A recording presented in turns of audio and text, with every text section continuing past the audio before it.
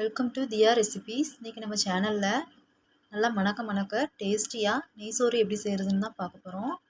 நம்ம சேனலை இப்போ தான் பார்க்குறீங்கன்னா சப்ஸ்கிரைப் பண்ணிவிட்டு வீடியோவை ஃபுல்லாக பாருங்கள். இப்போ வாங்க எப்படி செய்கிறதுன்னு பார்க்கலாம். இப்போ ஒரு பாத்திரத்தை அடுப்பில் வச்சுட்டு கொஞ்சமாக நெய்யும் தேங்காய் எண்ணெயும் சேர்த்துக்கோங்க. நெய் சூடானதும் 2 பிரியாணி இலை, 4 பட்டை, 4 கிராம்பு, 4 ஏலக்காய், ஒரே ஒரு அன்னாசிப்பூ சேர்த்து நல்லா ஃப்ரை பண்ணிக்கோங்க. இப்போ இதில் ஒரு 10 போல் முந்திரி பருப்பு சேர்த்து நல்லா ஃப்ரை பண்ணி விட்டுக்கோங்க.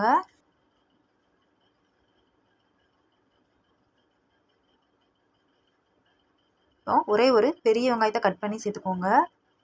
சின்னதாக இருந்துச்சுன்னா 2 சேர்த்துக்கோங்க, பெருசாக இருந்துச்சுன்னா 1 போதும். நெய்சோறுக்கு வெங்காயம் ரொம்ப போட வேண்டாம். வெங்காயம் சேர்த்துட்டு லைட்டாக மட்டும் வதக்கி விட்டுக்கோங்க. ரொம்ப வதங்கிடுச்சுன்னா நெய்சோரோட கலர் சேஞ்ச் ஆயிரும். 1 நிமிஷத்துக்கு மட்டும் லைட்டாக வதக்கி விட்டுக்கோங்க.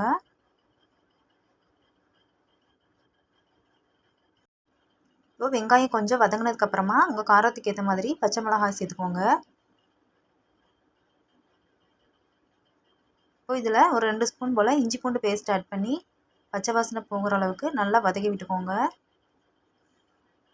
அடுப்பை சிம்லேயே வச்சு நல்லா வதக்கி விட்டுக்கோங்க.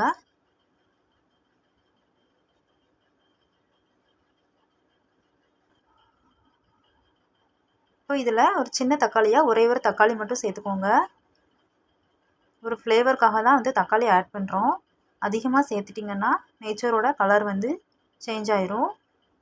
தக்காளி ரொம்ப வதங்கவும் வேண்டாம், சும்மா லைட்டாக மட்டும் வதங்கினதுக்கப்புறமா இதில் ஒரு 1/4 ஸ்பூன் சீரகத்தூள், 1/4 ஸ்பூன் பெருஞ்சீரகத்தூள், 1/4 ஸ்பூன் போல் பட்டை கிராம்பு ஏலக்காய் 3 பவுட்ரு பண்ணி வச்சுருக்கேன். இது சேர்த்து நல்லா வதக்கி விட்டுக்கோங்க. என்னடா இதெல்லாம் சேர்க்குறேன்னு பார்க்காதீங்க, ஒரு தடவை இதை மாதிரி சேர்த்து செஞ்சு பாருங்கள். நெய்சோறு நல்ல வாசனையாகவும் டேஸ்ட்டாகவும் இருக்கும். ரொம்ப கம்மியாக தான் ஆட் பண்ணிக்கணும். இப்போ புளிப்பு இல்லாத தயிராக ஒரு 1.5 ஸ்பூன் போல் தயிர் சேர்த்துக்கோங்க.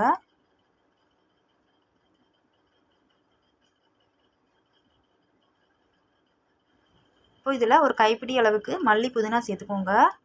மல்லி புதினா லாஸ்ட்டாக தான் சேர்க்கணும். சேர்த்துட்டு ரொம்ப வதக்கிடவும் கூடாது, அதோட ஸ்மெல்லே போயிடும். சும்மா லைட்டாக மட்டும் வதக்கி விட்டுக்கோங்க. இப்போ இதில் உடனே அளவு தண்ணி நம்ம ஆட் பண்ணிடணும். 1 கப் அரிசிக்கு 1.5 கப் தண்ணி சேர்த்துக்கோங்க. நான் 1 கப் அரிசிக்கு 1 கப் தண்ணியும் 1/2 கப் அளவுக்கு தேங்காய் பாலும் சேர்த்துக்கிறேன். கண்டிப்பாக தேங்காய் பால் சேர்த்துக்கோங்க, அப்போ தான் நல்லா வாசனையாகவும் டேஸ்ட்டாகவும் இருக்கும்.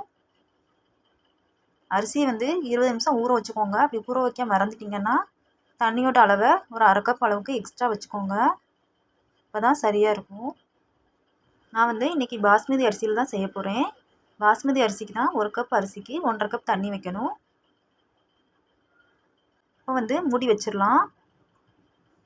இப்போ பாருங்கள், தண்ணி கொதிக்கக்கூடாது, ஹீட்டானால் மட்டும் போதும். தண்ணி கொதிச்சிச்சுன்னா தேங்காய் பால் கொஞ்சம் திரிஞ்ச மாதிரி ஆயிரும். இந்த ஸ்டேஜில் நம்ம அரிசி ஊற வச்சுருக்க அரிசியை கழுவி சேர்த்துக்கலாம். சேர்த்துட்டு நல்லா கலந்து விட்டுக்கோங்க.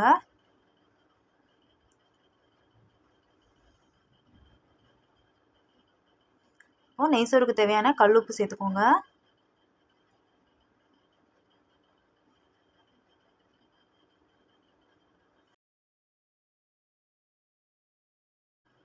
இப்போ நல்லா மிக்ஸ் பண்ணி விட்டுட்டு தட்டு வச்சு மூடி வச்சுக்கலாம். பாருங்கள், நல்லா கொதிக்க ஆரம்பிச்சிருச்சு. இந்த ஸ்டேஜில் அடுப்பு மீடியம் ஃப்ளேமில் வச்சுக்கோங்க. ஒரு தடவை கலந்து விட்டுட்டு இப்போவே நல்லா வாசனையாக இருக்குது. இப்போ ஒரு 10 நிமிஷத்துக்கு அப்புறமா பார்த்தீங்கன்னா அரிசியும் தண்ணியும் சம அளவில் வந்திருக்கும்.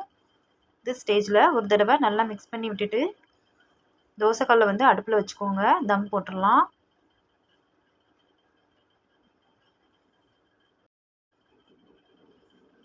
இப்போ ஒரு 10 நிமிஷத்துக்கு தம் போட்டு மேலே வெயிட்டை வச்சுருங்க. 10 நிமிஷத்துக்கு அப்புறமா அடுப்பை ஆஃப் பண்ணிவிட்டு ஒரு 15 நிமிஷம் அப்படியே விட்டுருங்க. இப்போ பாருங்கள் எப்படி வந்திருக்குன்னு. நல்லா உதிரி உதிரியாக நல்லா கம்மன்னு டேஸ்டியான நெய்சோறு ரெடி.